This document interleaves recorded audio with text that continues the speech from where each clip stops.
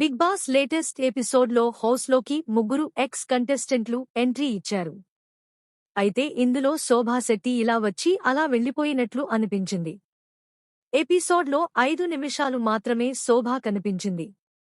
ఇక యావర్, సోహెల్ ఎంట్రీలు, టాస్కులు అయితే ఎక్కువే సేపే చూపించాడు. ముఖ్యంగా ప్రిన్స్ యావర్ తనూజతో మరీ కాస్త చనువుగా ప్రవర్తించినట్లు అనిపించింది. పైకి చెప్పకపోయినా తనూజ ఫేస్ చూస్తుంటే అన్కంఫర్టబుల్ ఫీల్ అయినట్లు ఉంది. బిగ్ బాస్ సీజన్లో ఈ వారం ఎక్స్ కంటెస్టెంట్లు హౌస్లోకి ఎంట్రీ ఇస్తున్న విషయం తెలిసిందే. అయితే ఇప్పటివరకు వచ్చిన వాళ్లంతా ఇలా వచ్చామా, అలా మాట్లాడామా, టాస్కు ఆడామా వెళ్లామా అన్నట్లుగా సైలెంట్గానే ఉన్నారు. అయితే లేటెస్ట్ ఎపిసోడ్లో మాత్రం అలా జరగలేదు. Bigg Boss season finalist Prince Yawar హౌస్లోకి వచ్చి మరీ ఓవర్గా బిహేవ్ చేసినట్లు అనిపించింది. ఎవర్ ఎంట్రీ ఇవ్వడంతోనే అందరినీ మామూలుగా పలకరించి తనూజని మాత్రం స్పెషల్గా ట్రీట్ చేశాడు. తనూజ నీకు బాయ్ ఫ్రెండ్ ఉన్నాడా అని యావర్ అడిగితే నో అని చెప్పింది. దీంతో తనూజ అంటూ మెలికలు తిరిగాడు యావర్. ఇప్పుడేంటి ప్రపోజింగ్ సీన్ ఏమైనా ఉందా అని రీతూ సరదాగా అడిగితే ఇప్పుడు చేయమంటావా, ఒక సాంగ్ కావాలి బిగ్ బాస్ అంటూ యావర్ అడిగాడు. దీంతో యానిమల్ సినిమాలోని ఎవరెవరో నాకెదురైనా అంటూ సాగే రొమాంటిక్ సాంగ్ ప్లే చేశాడు బిగ్ బాస్. దీంతో తనూజ దగ్గరికెళ్లి పట్టుకుంటూ, ఎత్తుకుంటూ, తిప్పుతూ ఇష్టమొచ్చినట్లుగా యావర్ చేశాడు.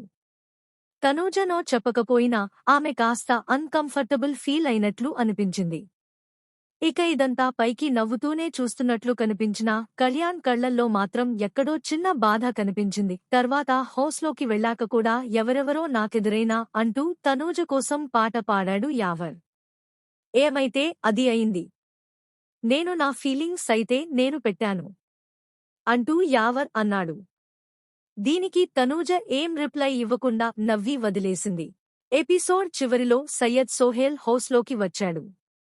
సీజన్లో కథ వేరుంటది అంటూ అందరినీ ఎంటర్టైన్ చేసిన సోహెల్ ఇప్పుడు కూడా అదే జోష్, ఎనర్జీతో ఇచ్చుపడేశాడు.